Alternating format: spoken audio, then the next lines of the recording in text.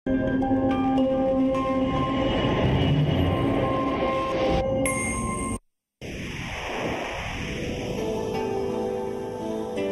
ka pagtuo, usa ka tingog, usa ka katawhan.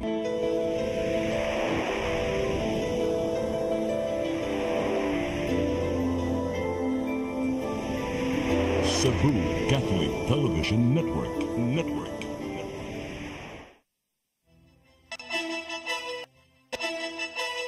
Uluhan sa mga balita sa Sayri 47. Isla sa Olango sa Dakbayan sa Lapu-Lapu. Hayan mabalikan na og kuryente karong adlaw. Way natalang sa bating panahon tungod sa hanging habag. Bag-ong nakaparehistro aron makabutar karong eleksyon sa Mayo tuig 2025. Moabot na sa 6.2 milyon. Babay nga naglingkod doon sa computer shop Kasagingan, Barangay Guadalupe sa Sugbo, gipusil mga responsable na dakpa.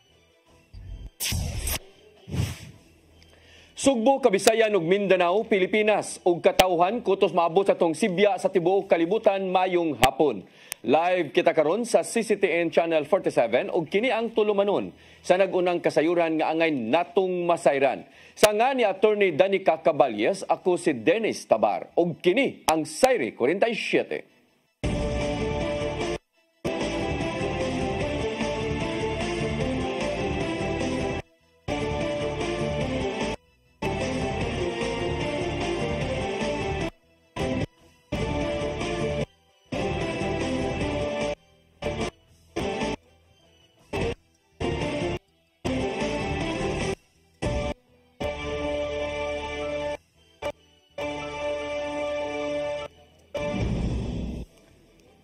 Karon sa detalye sa atong mga balita, way mga natalang namatay dinhi sa Sugbo human sa nasinating bati nga lakat sa panahon nga da sa hanging habagat.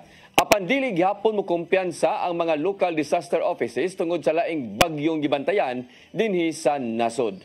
Ang kasayuran ihatod ni Gian Navarro.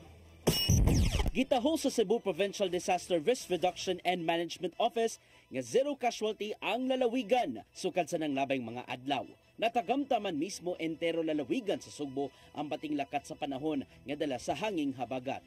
Gipasabot ni PDRRMO Information Officer Wilson Ramos nga na-enhance sa bagyong Ferdy ug Hener ang hanging habagat mong natagamtaman ang kusog nga pag-uwan ingon man kusog nga hangin dinhi sa Sugbo.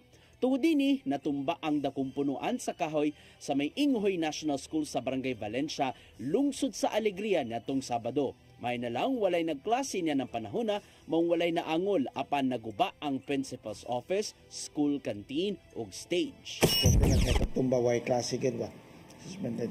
Muragi unsa as of the moment nag-conduct na sila clearing operation dito. Nabalik na karon sa normal ang klase sa mga tunghaan, human gipatuman ng class suspensions sa dili mo minus 20 ka mga LGUs tungod sa rainfall warning. Samtang walay mga natalang grabing pagbaha o pagdahili sa yuta sa ubang dapit sa lalawigan.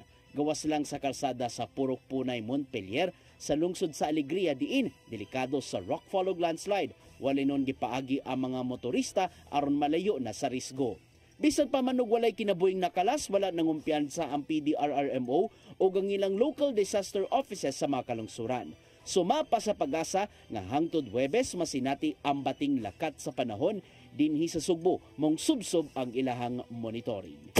Kaning mapalang kay wa mo 24/7 biyata. Murag ang mataw na ita weatherproof na unsa na magtigbantay gyud mga diara. Ian Navarro, CCTN News. Dili automatic nga mopatuman o class suspension ang Department of Education kung dunay dili mayong kahimtang sa panahon.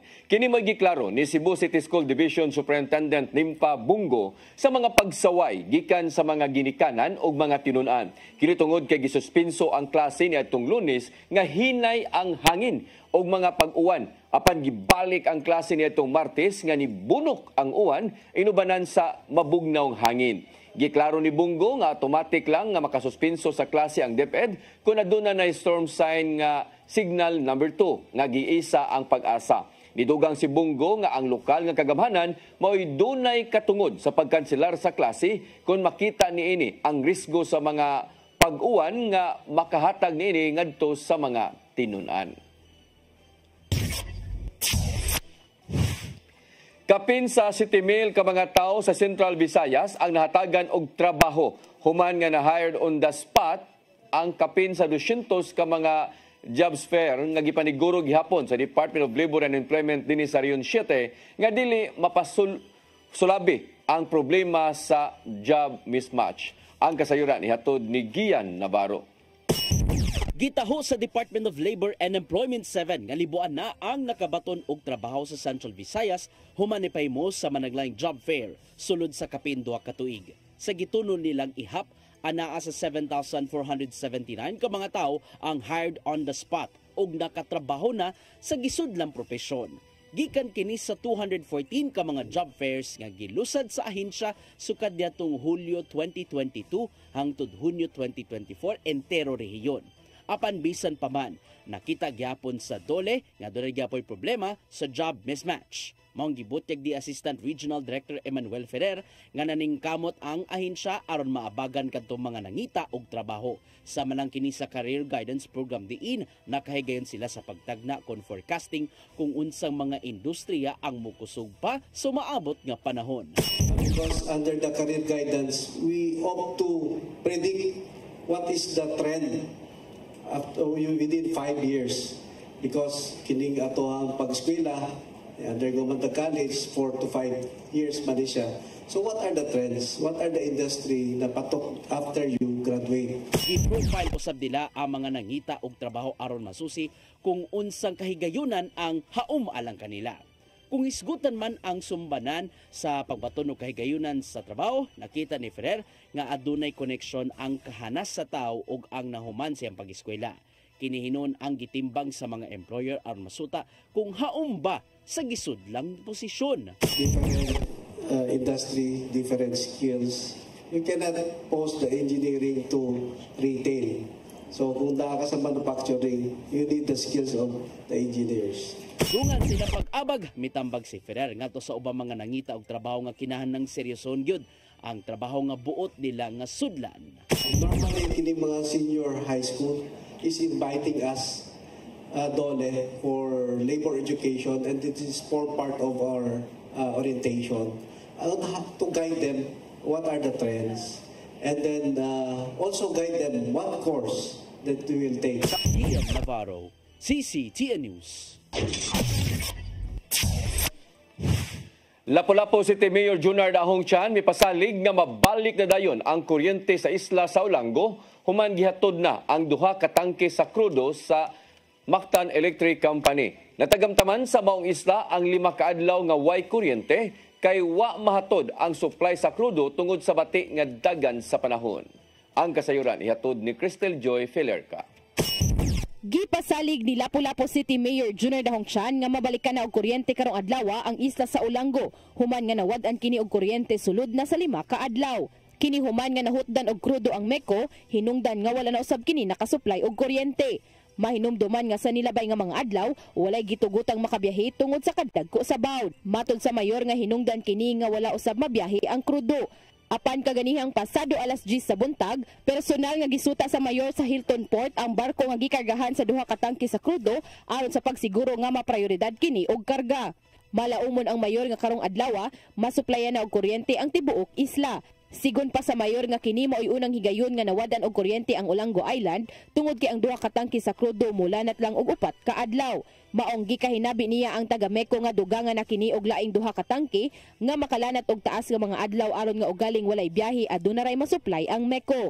Akong sulti sa MECO na ilang dungagan ilang tangke para doon na sila standby nga they can make it in 1 week para magsigi kay di man tumatagaan gid ang panahon. Dami na karon niini. Cristel Joy Felerca, CCTN News. Plano ni Cebu City Acting Mayor Raymond Alvin Garcia ang pagpatuman sa truck ban sa may karsada diya sa General Hinis, Barangay Sawang Calero ning Dakbayan. Kini tungod sa reklamo gikan sa mga muanha sa lugar ug sa mga residente. gidid-an na ang mga truck nga mo diskarga diha sa dapit tungod kay gamay kayo ang karsada paingon sa Pasel Fish Market. Apan mato ni Garcia nga ang truck ban ang iyang nahununaan nga ipatuman niini. Una na nga nangangyo ang kunangayo o ga konsiderasyon ang Pasel Fish Dealers Associations sa acting mayor pagpatuman sa kagamhanan sa dakbayan sa Sugbo sa no parking policy diya sa Maidan General Hinis o ga Belgium Street sa Barangay Suba. Hinoon ang lakang gikinahanglan gihapon og suporta gikan sa konseho sa dakbayan sa Sugbo aron papatuman sa hapsay og kalinaw panahon sa mga mamalitay sayo sa kadlawon.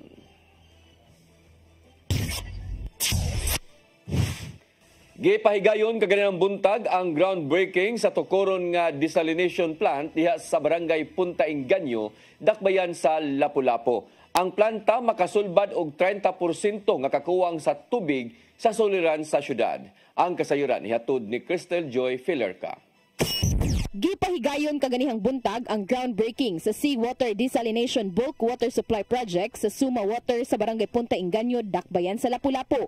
Nitambong sa mong groundbreaking si Lapu-Lapu City Mayor Junard Dahongchan ug mga opisyales sa dakbayan ug sa Barangay Punta Inganyo. Matud ni Jose Antonio Soler, ang presidente sa Suma Water, nga kaniadto mga hotels o resorts lang ang ilang gisuplayan og desalination plant tungod kay medyo may kamahalan kini. Apan karon nga niubos na ang presyo niini, nakita nila ang oportunidad nga pwede na silang mosupply sa komunidad.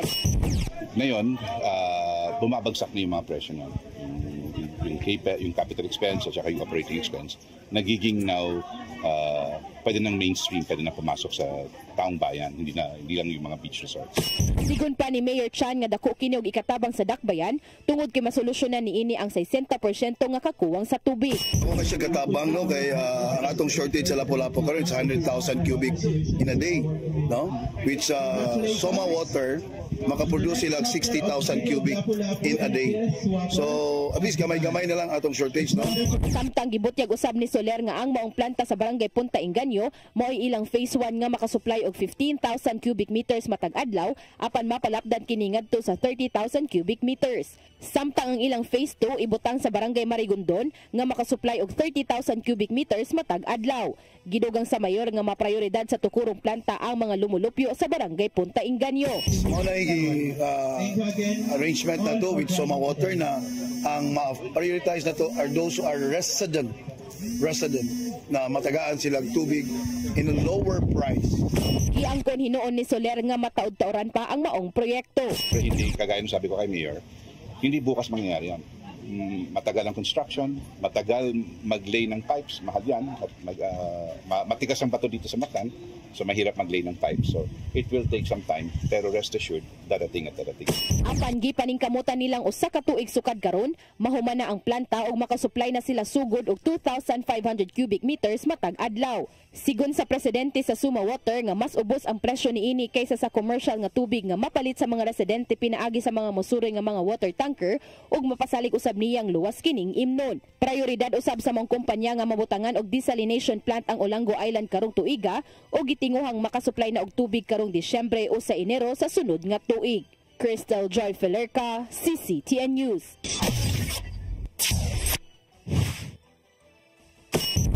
Mosunod, bag-ong nakaparehestro aron makabotar karong eleksyon sa Mayo tuig 2025, moabot na sa 6.2 milyon.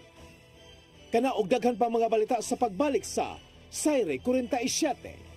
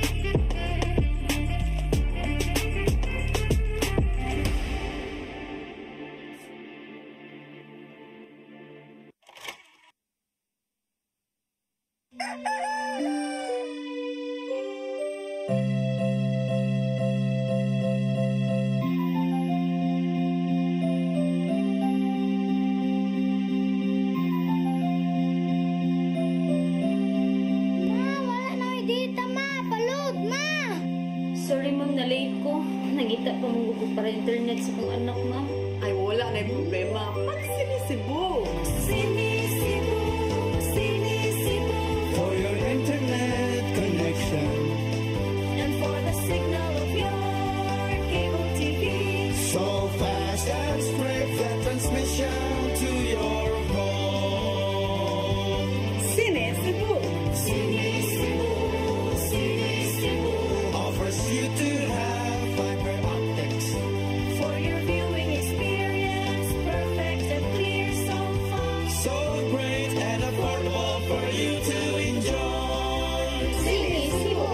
Sinisibu Television Network Incorporated offers fiber to the home broadband internet bundled with fiber to the home cable TV connection. Sinisibu Television Network Incorporated with its operation in Metro Cebu and the whole province of Cebu soon. And affordable for you to enjoy. Sinisibu! Ang kinabuhi puno sa hagit. Sugpil na ka, Dria! Ay, paginarte! Magdita ka! Puno sa pangutana. Bata pa gani ka kayo? Nagpuyab-puyab na ka? Kinsa man ang mga masakitin nato din ay karoon na kinsa! Kung si buti mo'y pasabot na di. Puno sa luha. Pagpili pang ako nga imong anak o kanay imong mga babae. Kasukot. Yung ano pa? Ano itang ka ni Papa? Apan bisan mangit-ngit pa ang imong kalibutan, aduna pa'y nagpahiping kahayag. Aduna ka pa'y kasumbungan. Mga lama, hanap na. Dear Tatay, Tunog na unlod na. Nganong handungan. Wailain pagi aron masabtan nato ang Biblia. Kinahanglan nga doon natay relasyon kang Hesus. Hangtod sa layan natong panaguban, daghang salamat. Shalom. Tunog na unlod na.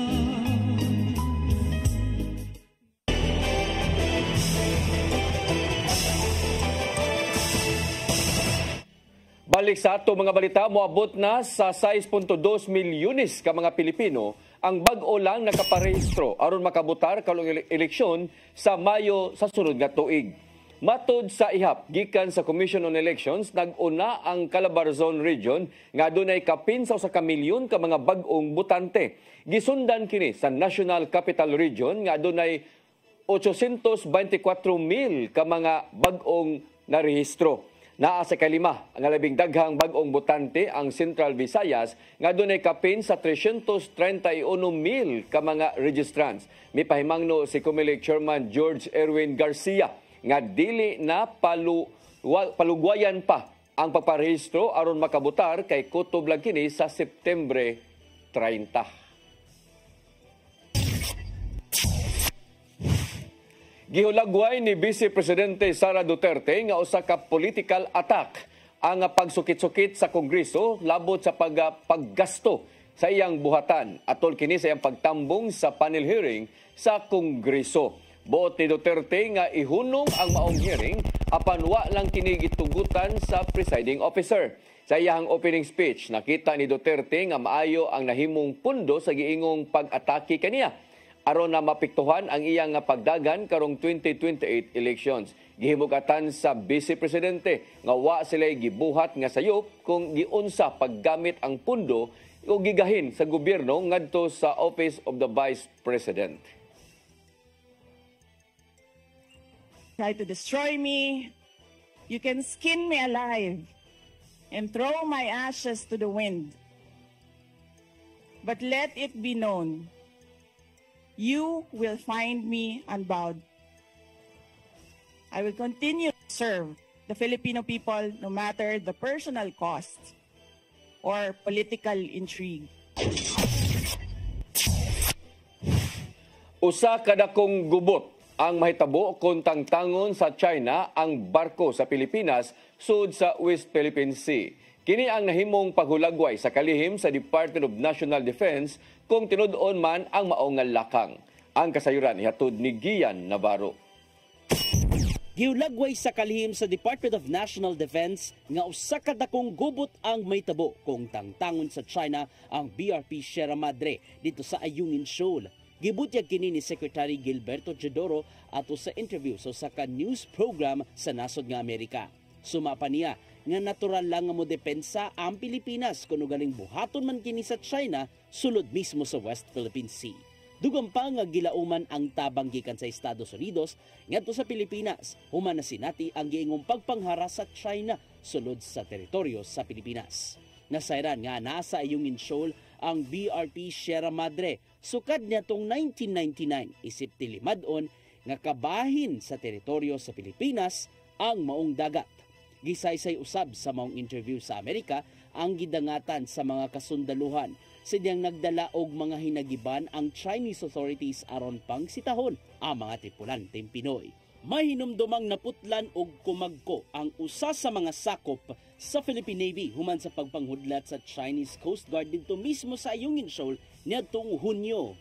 Sigon pa ni Armed Forces of the Philippines Chief General Romeo Browner Jr. nga kung mausban man sa China ang binuhatan, adunay katungod ang iyang mga sakop nga manimaos. Dugang pa ni Browner nga kung mag-una man ang China sa maong kagubot, mubaos usab ang mga Pilipino. Sanglit gipanalipdan man sa mga otoridad ang giilugang teritoryo nga alang gayud sa Pilipinas nga may sumbanan sa nahimong desisyon sa UNCLOS niadtong 2016. Gian Navarro, CCTN News. Probinsya sa Ilocos Sur nag-benchmarking sa syudad sa Mandawi alang sa maayong practices kabahin sa solid waste management. Ang kasayuran ihatod ni Mary Rose Sagarino.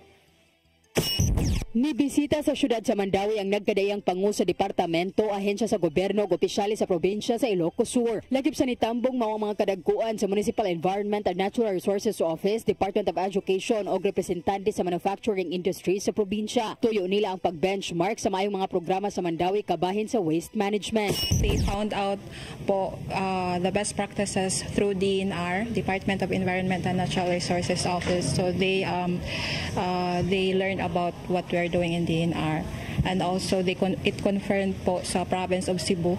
So they endorsed the Mandawi City LGU because they knew po yung best practices po natin. Lakip sa gipaambit sa Mandawi ang pagpatuman sa waste diversion o mga partnership sa mga stakeholders sama sa pribadong kumpanya o mga organisasyon. Usa sa highlight sa diskusyon ang kolaborasyon sa Mandawi City Environment and Natural Resources Office o DepEd Mandawi sa pag-integrate sa waste management sa klase. Kini nagtumong sa pag-edukar sa mga tinunan sa saktong paglabay sa basura o pagpreserbar sa kinaiyahan. We want the students to be disciplined, to have a discipline on the waste that they have been generating from at the young age po. The diversion efforts and how to divert the waste and to know the waste or the type of waste. Mary Rose Sagarino, CCTN News. Mandawi City Veterinary Office nagtanyag og microchipping services alang sa mga residente. Ang microchip nga ibutang ilawom sa panit sa mananap makatabang sa ilang permanenteng identification ug sayon ang pagpangita kanila sa gayon nga mawa. Ang kasayuran ihatod pagbalik ni Mary Rose Sagarino. Nagtanyag karon og microchipping ang Mandawi City Veterinary Office alang sa mga residente. Ang microchipping sa binuhing iro og iring makatabang sa ilang permanenteng identification. Adunay scanner aron daling mailhan ang pet kung ugaling mawala kini og ma-access sab ang ilang vaccination records. Sa mga ganahan mahimong ma-avail ang microchipping matag Biyernes sa City Veterinary Office. Kinahanglan lang mobayad og usa ka gatos ka pesos alang sa registration fee. Ang microchipping sa pribadong clinic mo kantidad og 750 ngadto sa 1,500 pesos. Giduso sa Veterinary Office ang microchipping aron mahimong responsable ang pet owners. Samtang nisugod na ang Veterinary Office sa ilang ikaduhang round sa libreng vaccination batok rabies sa kabarangayan. Giawhag ang mga tag-iya nga pabakunahan ang ilang pet aron makalikay sa rabies. Matag tuig kinahanglan silang pabakunahan. Ang personnel mismo sa Veterinary Office ang musuroy sa mga sitio. Mary Rose Sagarino, CCTN News.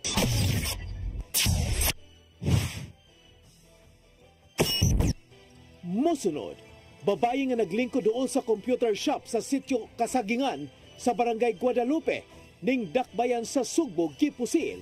Mga responsable na dakpan. Kana og daghan pa mga balita sa pagbalik sa Sayre 47.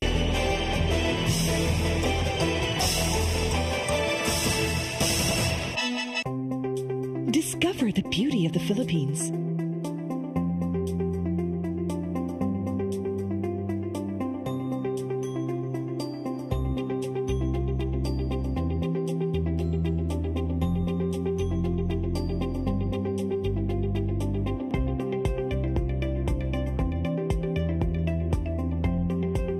With Philippine Airlines, the country's flag carrier.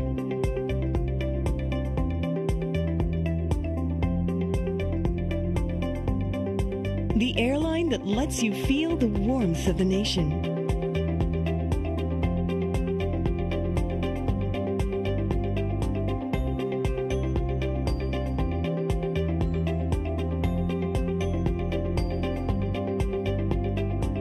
Mabuhay!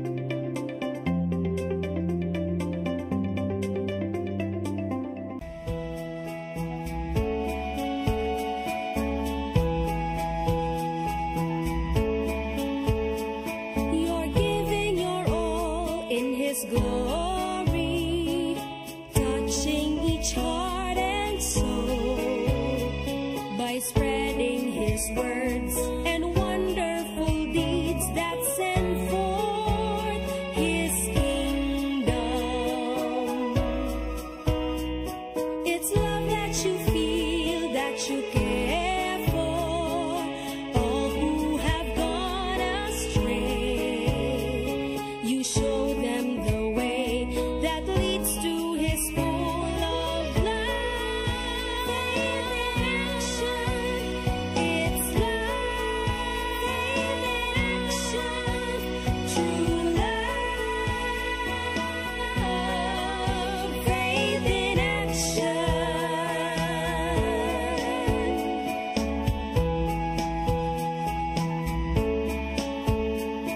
We're one in one hope, inspiration. Through God's amazing grace, His power and love and pureness of heart show to us His wisdom. It's love that you feel, that you care for all who have gone astray.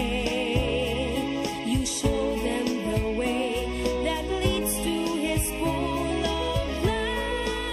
Faith in action, it's love. Faith in action, true love. Faith in action.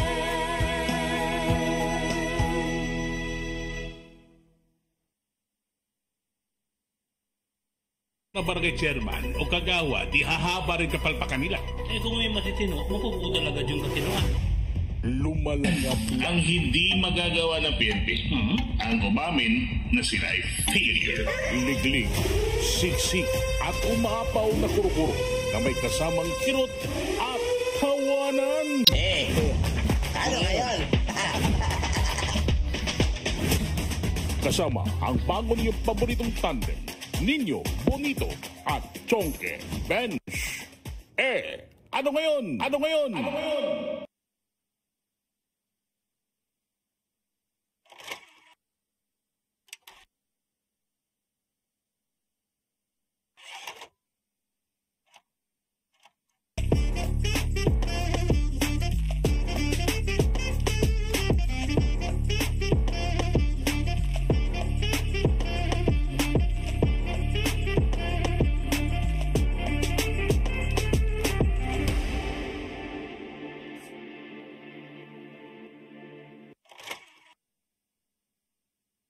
Migo George! Oh, ako? Naon sa maning tanawan eh, oh? Kalma lang ni Godido. Siya Godido, mga mas susili. Sa Ayaw na. Kano sa ba ka mo mabutan? Murag mao siguro na inyong hiwat, ha? Oh, pagtagsa mo ni.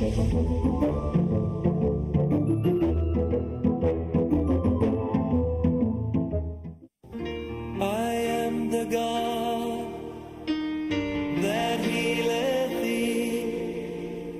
I am the Lord, your healer. I sent my word and healed your disease. I am the Lord, your healer. I am the God that healeth thee. I am the Lord, your healer. I sent my word and healed your disease. I am the Lord, your healer. I am the God that healeth thee. I am the Lord, your healer. I sent my word and healed your disease.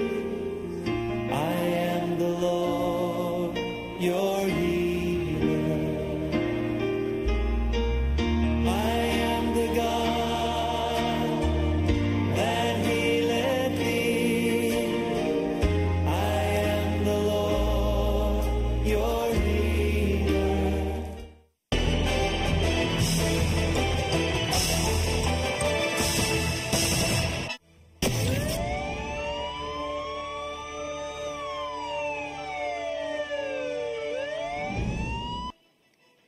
Balik sa atong mga balita, babae nga naglingkod dool sa computer shop sa may sitio Kasagingan, Barangay Guadalupe ning Dakbayan sa Sugbo, gipusil sa duha ka mga lalaki. Nakuha sa CCTV camera ang pagpamusil nga mohinungdan nga daling nailhan og nadakpan ang mga responsable. Ang kasayuran hihatod ni Arnold Bustamante. Patay ang usa ka babae human sila sa duha ka mga lalaki pasado alas 7 gabi sa sitio Kasagingan, Barangay Guadalupe sa Dakbayan, Sugbo. Gila ang biktima nga si Baby Lynn na Baklayon Gabutan alias Bingbing. Hingko na pangidaron nga residente raw sa mga lugar. Amang pagpamusil nakuha kini sa CCTV camera nga gimontar sa usa ka internet cafe dool sa nahitabuan. Sa kuha sa CCTV camera makita ang biktima nga nagpungko kilid sa dalan din dunay duha ka mga bata ang nagduwa sa computer. Pipila ka gutlo ang minamay na abot ang duha ka lalaki nga pulos naka-jacket ug nakakalo apan wala magtabon sa ilang panagway ug giklaro sa nag-una nga suspek ang panagway sa biktima. Human makita ang dagway niini ang iyang kauban nga nasa likod sa biktima, mibunot dayon kini sa ang dala nga armas ug dayon pusil makausa ka higayon tumong sa ulo niini nga mahinungdan sa iyang hinanalig nga kamatayon. Ang mga krimen nakita sa duha ka mga minor de edad nga nagduwag computer. Sa gihimong investigasyon sa Guadalupe Police Station, iladayon nga nailhan ang duha ka mga suspitsado kini base sa kuha sa CCTV camera ug bitakdo usab kini sa pamahayag sa mga saksi. Dalaga milusad og manhunt operation ng kapulisan ug ilang nadakpan ang duha alas 5 na sa buntag sa sitio Mangga ug sitio Kadasig sa Barangay Tisa sa siyudad sa Sugbo. Lakip sa na-recover sa mga pulis ang ilang jacket nga gipangsulob ug ang kalo apan wala na makuha ang armas nga gigamit sa pagpamusil kay matud pagilabay na nila sa ilahang pagsibat. Gila ang mga suspitsado nga silang alias Ace, 28 anyos, residente sa sitio Mangga ug J. Parbacanta alias Ruli, 27 anyos, taga sitio Kadasig Phase 1 Barangay Tisa sa Dakbayan, Sugbo. Mato ni Police Major Miles Damuslog, ang hepe sa Guadalupe Police Station, nga drugas ang usa silang itan-o nga motibo sa krimen. Apan wala nila wad-a ang ilaing anggulo sa mao nga pagpamusil. Nagpadayon pa ang ilang gihimong investigasyon sa pagkakaron aron makuha nila ang tanang kasayuran sa mga insidente. Yung investigation natin ongoing pa, no? Pero initially parang drug related pa rin kasi siya eh. Ongoing pa yung kasi medyo hindi pa man cooperative yung dalawang suspect. Yan ko na sa duha nga sila aga nagpusil patay sa biktima. Apan nagdumili pa kini sa pagtug-an kung kinsa ang nagsugo kanila. Apan nilang giangkon nga bago pa sila sa maong trabaho. Tungod ni maton ni Damuslog nga mopalawon pa sila sa ilang investigasyon aron makuha kung kinsa ang nagpareyo sa pagpamusil o gilausab nga i-background ang biktima. Arnold Bustamante, CCTV News. Duha ka mga most wanted person na sikop sa kapulisan sa dakbayan sa Lapu-Lapu kagahapon. Unang nadakpan adunay kaso nga acts of lasciviousness samtang adunay kaso nga may labot sa ginadili nga drugas. Ang kasayuran ihatod ni Cristel Joy Filerca. Nasikop sa kapulisan sa Lapu-Lapu City ang duha ka mga most wanted persons kagahapong adlaw. Unang nadakpan ang giila nga top 3 most wanted person city level. Kini human giserve sa kapulisan sa Station 2 alas 3:00 sa hapon sa sitio proper Barangay Pahak ang warrant of arrest sa usa ka 44 anyos nga lalaki sa kasong 8 ka higayon nga acts of lasciviousness ubos sa revised penal code.